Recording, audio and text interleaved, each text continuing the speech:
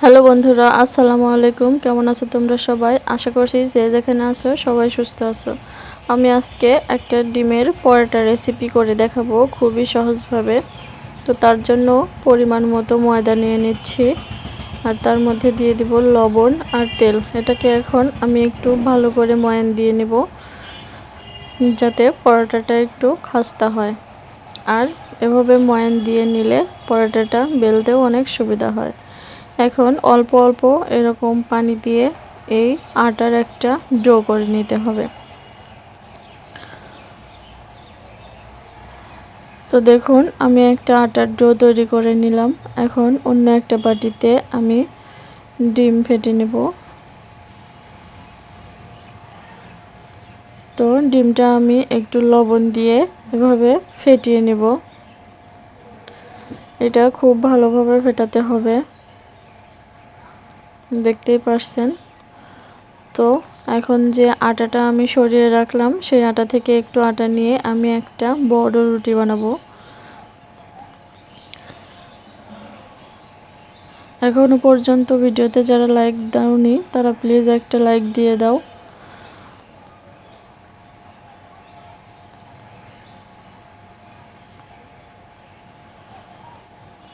তো এভাবে একটু আটা লাগিয়ে আমি একটা বড় পাতলা করে রুটি বানিয়ে নেব। এটা যতটা পাতলা করা যায় ততটাই ভালো। তো দেখুন, আমি এভাবে একটা রুটি তৈরি করে নিয়েছি এবং তাতে তেল ব্রাশ করছি। তার উপরে সামান্য ময়দা ছিটিয়ে এভাবে লাগিয়ে দিয়ে দেখুন এইভাবে ভাঁজ করে নিলাম। ভাঁজ করে নিয়ে এইভাবে হাত দিয়ে একটু সমান করে নিতে হবে। তারপর এটাকে আবারও পরোটার আকারে বেলে নিতে হবে। আমি একটু ছোট করে মোটা করে এই পরোটাটা বানিয়ে নিব।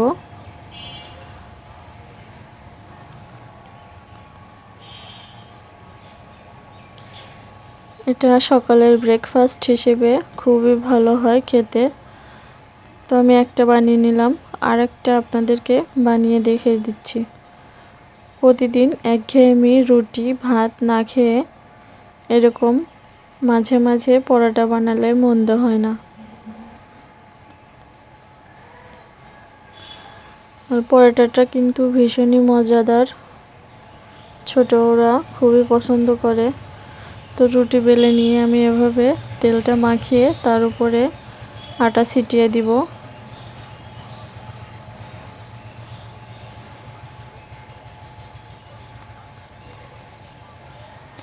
আটাটা ছিটিয়ে আমি এখানে যতগুলো ভাঁজ দেওয়া যায় ততগুলো ভাঁজ দিয়ে নেব।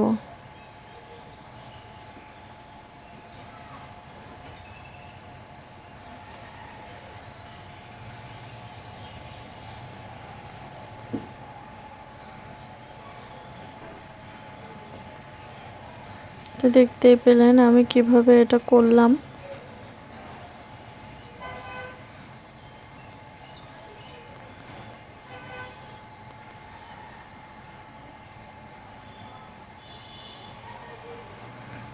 এভাবে আমি সবকটা বানিয়ে নিয়েছি। আর আমি এখানে একটা ডিম দিয়ে দুইটা পরোটা করেছি। আপনারা চাইলে অল্প অল্প দিয়ে চারটাও করে নিতে পারেন। আমি এখানে চারটা পরোটা বানাবো, তার জন্য আমি দুইটা ডিম ব্যবহার করব। তো এখন চুলাতে কড়াই দিয়েছি, আর কড়াইটা একটু গরম হয়ে গেলে আমি পরোটাটা দিয়ে দিলাম। এখন কিন্তু আমি কোনো তেল দিইনি, আমি শুকনো খোলায় এভাবে আগে ভেজে নেব। তো এভাবে এপাশ ওপাশ একটু ভেজে তারপর আমি দিয়ে দিব তেল। তেলটা দেওয়ার পরে আমি যে ডিমটা গুলিয়ে রেখেছিলাম সেই ডিমটা চামচের সাহায্যে এভাবে দিয়ে দিব।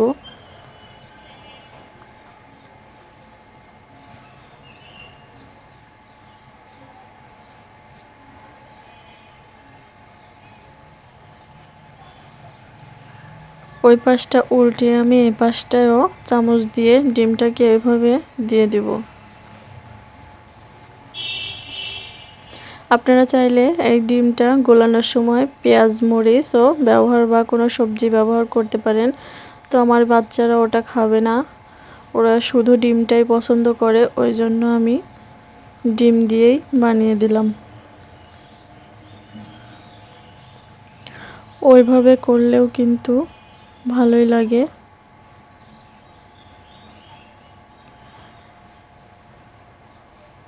তো এইভাবে করে আমি সব কটা বানিয়ে নেব।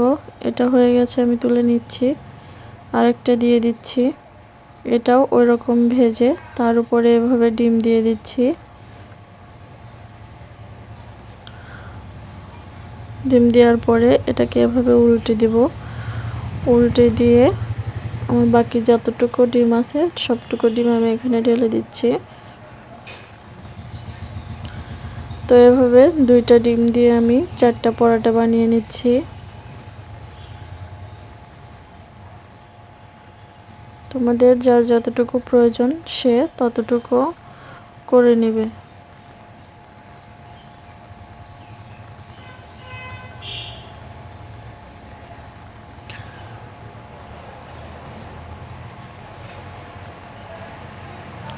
আশা করছি আজকের রেসিপিটি তোমাদের ভালো লেগেছে। যদি ভালো লেগে থাকে অবশ্যই লাইক কমেন্ট করবেন আর শেয়ার করে দেবেন।